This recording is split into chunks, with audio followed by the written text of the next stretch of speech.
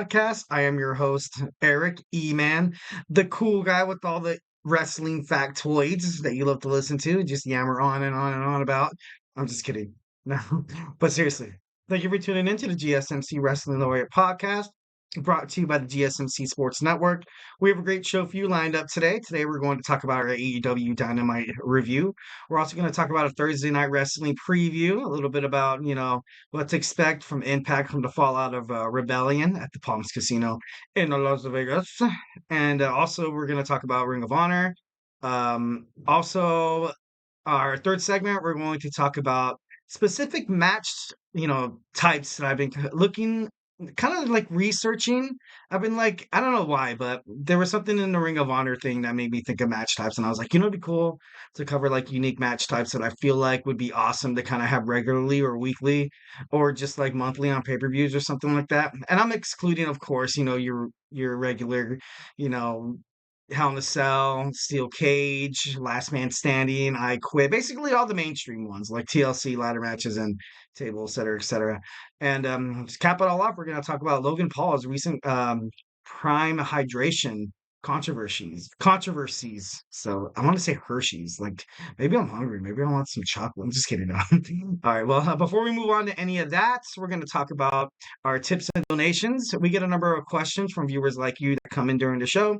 So to ensure that your question gets read on air, I ask you to use the tips and donations link at the gsmcpodcast.net with your questions. Just put your questions up on top so the whole world can see it, so the whole world and me, we can talk about it. Tell me what you like. Tell me what you don't like. Tell me what you want to hear as the audience. Yes, I'm the podcast host, but ultimately I fight for the people, baby, all the way. CM Punk. CM Punk. CM Punk. But yeah, like I said, just put your question up on top and just, if you want, leave a positive review here at the GSMC Sports Network. We love peace, love, and positivity all the way, 100%. So again, the link is the GSMC podcast.net. All right. So what we got first, we're going to talk about our AEW Dynamite review. It was a pretty good Dynamite. I did say it was in Jacksonville, Florida. It was a little, you know, looking at the audience, it was I think it was a smaller venue though. Honestly, I think it was a smaller venue. It looked kind of looked a little dead, but then again, I don't want to jump to conclusion or like condemn AEW already to, having some sort of like kind of like a bust show. But ultimately, I watched it. I thought it was pretty good. So let's kick it off. So we have Swerve Strickland for the first time, came out as the AEW World Heavyweight Champion, defeating Samoa Joe at Dynasty. The Samoan submission machine was dominant in his title reign, ultimately took over by Swerve's house. So, good for him. And he fought in a proving ground match against Kyle Fletcher. And I got to be honest, Kyle Fletcher was, he's the Ring of Honor television champion, and I was very impressed. He was very impressive. He was able to kind of hang in there. He kicked out from a swerve stomp, which I thought the moment he hit that, I was like, okay, great. Like, okay, here we go. And then, he was able to kind of be out there and kind of be in that same, category of wrestling, like main eventers, main cards, or anybody who's willing or who's ready to fight for the AEW World Champion, So maybe he has a future. Maybe he has a future as the title holder. Who knows? He looked pretty damn good to me. So, good for Kyle Fletcher. Next, we have Kenny Omega returning next week. Ultimately, I felt like you kind of have the old stable of the Young Bucks, and then you have Okada, who is like an extreme rival of Kenny Omega. You look back on rivals in wrestling, pro wrestling history, that has been like the best, most entertaining. Definitely something that comes to mind is Okada and Omega going at it. So it's going to be interesting to see when he comes back. And maybe he's like going to build a stable as well to kind of take down the EVPs. Because right now the EVPs they're running rampant right now. And they just added Jack Perry. Of course, Jack Perry had that stint with CM Punk. Honestly, I'm kind of on CM Punk's side, I'm just kidding. I'm a biased reporter. I'm objective, kind of. I honestly think that Kenny Omega is going to try to take down the EVPs, going to take down the Elite, and I think it's going to all start off with, him challenging for the Continental Championship. So, should be pretty cool.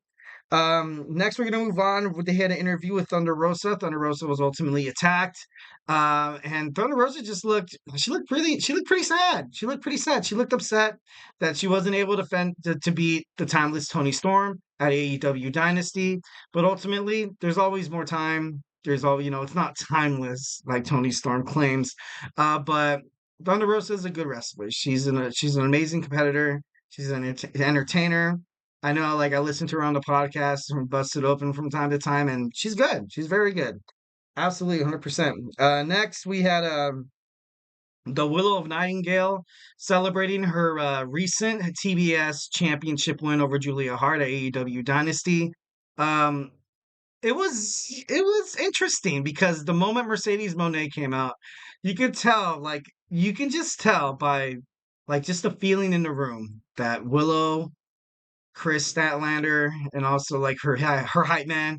They're kind of looking at it, they're like, "Oh, great, here we go again," And like I don't know, that kind of gave me a feeling that made Mercedes Monet kind of seem obsolete. Like you know what I mean? Like I'm not trying to say that she is obsolete because obviously she just got paid millions and millions of dollars to be on this new brand. But I don't know. I feel like perhaps maybe they're forcing it a little bit for AEW. Like we already know that she's gonna fight Willow Nightingale at Double or Nothing for the TBS Championship. Yeah, we already know that. But whenever Willow comes out, it seems like she's just constantly.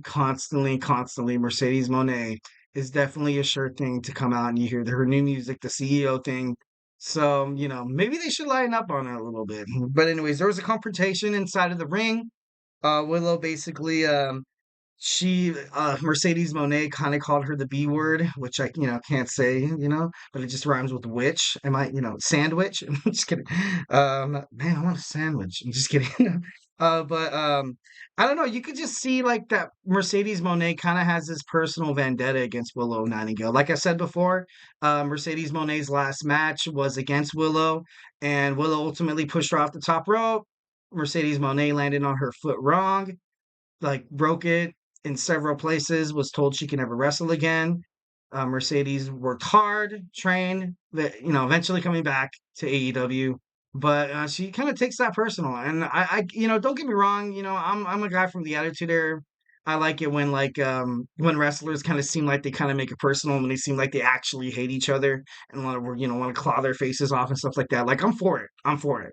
But honestly, with this whole Willow thing, like maybe just need to you know turn it down a little bit. Turn it down. Like we know they're fighting at Double or Nothing. It's been announced from probably within the last 2 weeks. It's probably been announced at least 100 times already. In 2 weeks. In 2 weeks. No, but like I feel like I don't know, just when Mercedes Monet, her music hit, you can tell that everybody, even the crowd felt like they were a little annoyed, like, because it's like, oh, we've seen this one before, but what, maybe, what do I know? What do I know? And then she said, in New Japan Professional Wrestling, she said, did you purposely injure me? And like, she's like, no, I didn't purposely injure you. And then they went back and forth and back and forth. She said, like, I went to my hotel room, I looked at the title, and I was like, I won it, but I didn't necessarily deserve it. Did I beat Mercedes Monet at her best? I don't think so. But she's calling, she's saying her win now as the TBS champion, like it's no fluke. It's something that should not be seen as an asterisk. And to be honest, I think that's true. I think Willow, she's worked her ass off ever since she's been in AEW. So for her to be in the position that she's in right now, 100%. She deserves all the credit. All the credit. Absolutely. Absolutely. And then, of course, like in the past couple of weeks, you saw the lights go out, and then Mercedes Monet was taken out, and then you saw the lights go out, and Willow was taken out before her match with Edge. And a lot of people still they don't know who it is. It's been claimed that Julia Hart wasn't a part of it. I don't know how much of that is true, but it should be interesting. Should be interesting to see what they decide to go with that. Next, we have Anna Jay's match. Um, Anna Jay, like I've been saying before, I think she's going to be the next up and comer in terms of AEW wrestling. But this match was kind of like one of those matches that kind of set up the next like main feud, and then you kind of had Mariah May being attacked, and then ultimately Tony Storm had to come out and save her. Kind of like building maybe that jealousy model, or just like obviously Tony Storm is the AEW World Women's Champion. of course, jealousy comes to someone who is like, what is that word? Envy could strive, guys. Envy could cause any people to strive, either if it's in terms of like personal gain or in terms of like, like, hey, I just want what they have. It's a natural human response. And of course, wrestling is going to take that and they're going to exploit it and make it seem like a big deal. So honestly, Tony Storm and Mariah May right now, they're pretty close. They're pretty close. But Serena Deeb came out. She basically, what's weird during the whole I think they were having technical issues in AEW. I don't know why, because when they hit a couple of commercials and they had, okay, keep watching in picture, and then like you look at the picture and there was nothing. I was like, what? Where's the match? Like, I was like, what's going on? And then when Serena Deeb was doing her promo, like she kept like yelling and talking, and I couldn't really hear her, But of course, she got the main gist of it out, that she's going to be the next one to challenge for Tony Storm's AEW World Women's Championship. So obviously her point got across. But yeah, I thought it was kind of, I thought it was kind of weird. I hope I'm not, maybe it was my TV. Maybe it was my, I got YouTube TV. I don't know if any of you guys had that same issue on AEW Dynamite last night, but anyway, so next we have the number one contendership for Roderick Strong's AEW International Championship. We had a casino battle royale. I thought it was actually a casino gauntlet match. Sorry, it was pretty good. I gotta be honest. You know what I mean? Like I'm not really used to matches like that. Like to be honest, it's I've been watching WWE all my life, so something like that innovative, that like compelling, just something new. Like, I think that's so cool. Like, I really like for AEW probably to come out of the woodwork and kind of become a wrestling promotion worth noticing. They should probably have a little more like just something like that. Like when people think of WWE, that's when AEW should be like, all right, we should take what they're doing and do something completely opposite. Because that's essentially what made them the promotion. Well, they were popular like probably a couple years ago.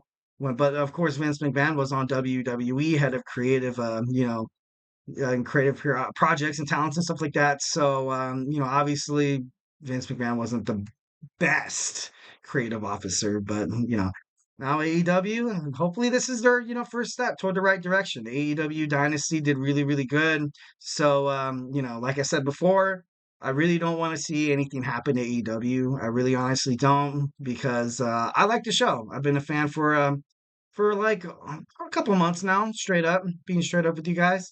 And honestly, it's a treat whenever you see something different on the, professional wrestling TV. So, keep it up.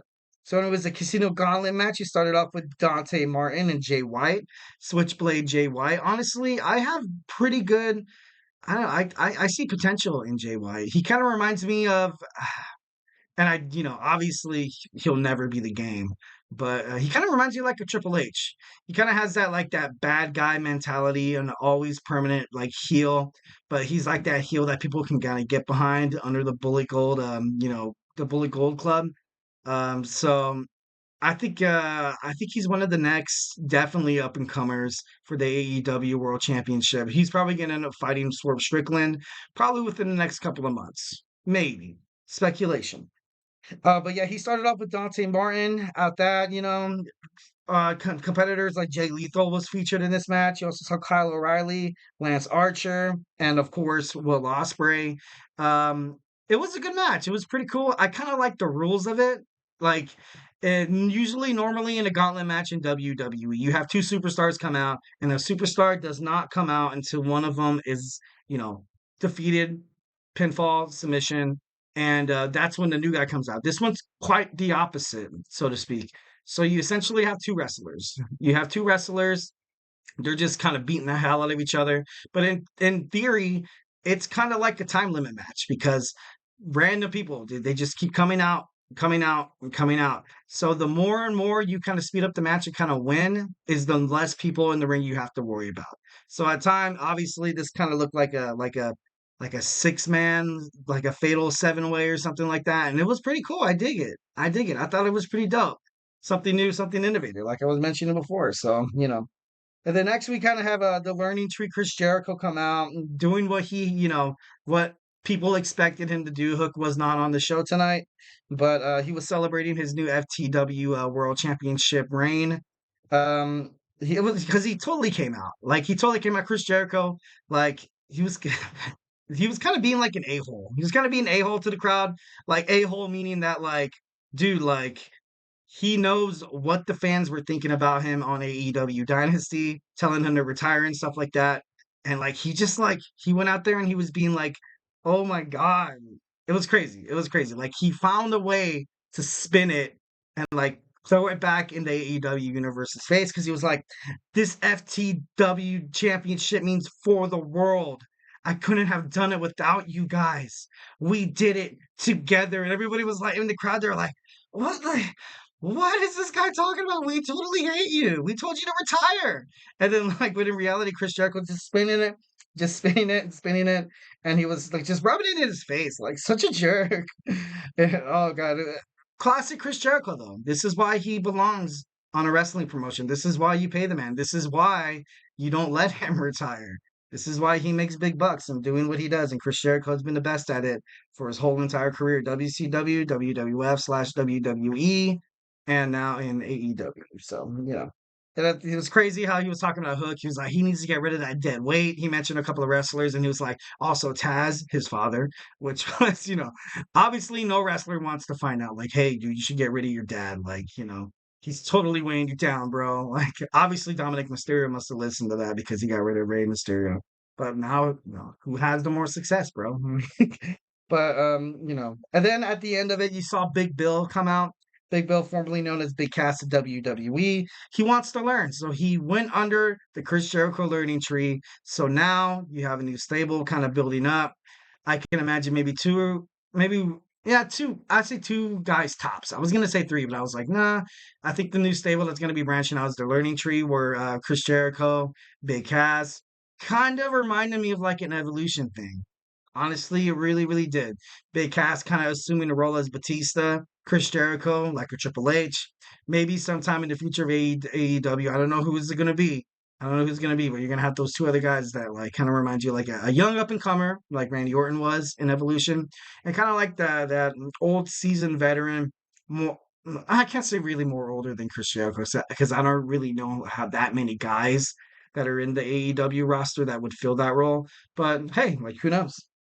So, like I said, and then Jon Moxley successfully retained his you know, PG championship and God, I always mess that up. But he did. Obviously, he choked them out. He choked them out. Powerhouse Hobbs had no chance, and I'm for it. I like Jon Moxley. I like the way he is in AEW. He hasn't been on AEW for a pretty long time, except last week and this week, of course. And it's exactly what I thought Jon Moxley was going to be on AEW. Pretty dynamite, pretty cool. Next we have Jack Perry and the Elite attacking Tony Khan. Totally feel bad for Tony Khan. I know today is the NFL draft. I don't know if he's in the Jaguars front office sitting with his dad with like the neck brace on or something like that. But like I said before, the Elite, the EVPs, because oh God, why do I get that always wrong? Okada, and the new member of the Elite, Jack Perry, are just running rampant, and I think it's gonna be like it's gonna continue. And I don't know who's gonna take them down. Like I said before, Omega's coming back next week. Possibly he might develop a stable because I know Hangman Adam Page has been out too. So I don't know. Only time will tell. So looking forward to to what they do with Kenny Omega when he comes back because I love that guy. I love Kenny Omega. He's a rock star, man. Total rock star. All right. Well, hey guys, don't go anywhere. We're gonna hit up our Thursday night wrestling preview. Talk a little bit about Impact Wrestling. Also a little bit about Ring of Honor. So hey, don't go anywhere.